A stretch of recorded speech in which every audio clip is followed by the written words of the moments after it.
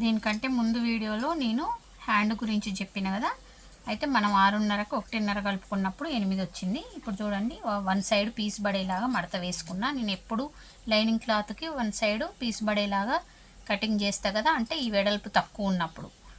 ఓకేనా, 2 sides piece పడకుండా one side మాత్రమే పీస్ పడేలాగా ఉంటే మీకు ఇక్కడ షేప్ అనేది అవుట్ కాకుండా ఉంటుంది. ఓకేనా, ఇప్పుడు నేను చూడండి, ఈ పొడవు చూసుకునేటప్పుడు మనం అక్కడ క్రాస్లో చూసుకున్నాం కాబట్టి ఇక్కడ కూడా క్రాస్లో 8 పెట్టిన.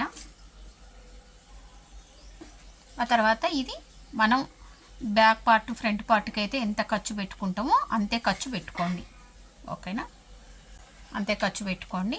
ఆ తర్వాత ఇక్కడి నుంచి ఇక్కడికి లైన్ కొట్టుకోండి, ఇక్కడి నుంచి ఇక్కడికి లైన్ కొట్టుకోండి. ఈ లూజ్ ఎంత ఉందో మెయిన్ అన్నిటికీ ఎలా తీస్తామో మనం హ్యాండ్ కటింగ్ సేమ్ అంతే. ఓకేనా, ఆ తర్వాత కటింగ్ చేసిన ఎందుకు చూపిస్తున్నా అంటే చెప్పడం ఒకటి, మరి క్లాత్ మీద వేరేలాగా చేస్తా అని మీరు అనుకుంటారేమో అని.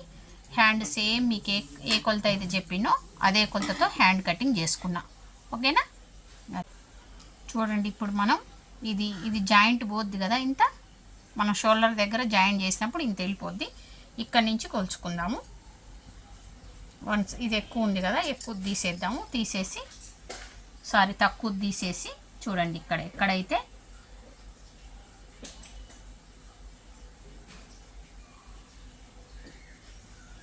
ఇక్కడ ఉంది, ఇటువైపు లేదు కదా, కనిపించట్లేదు మీకు. ఇటువైపు కూడా లైన్ కూడా గీస్తాను నేను. మళ్ళీ ఒకసారి చూద్దాము.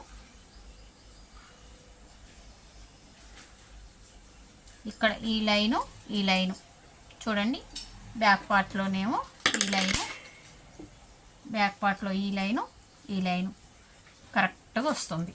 ఓకేనా, అది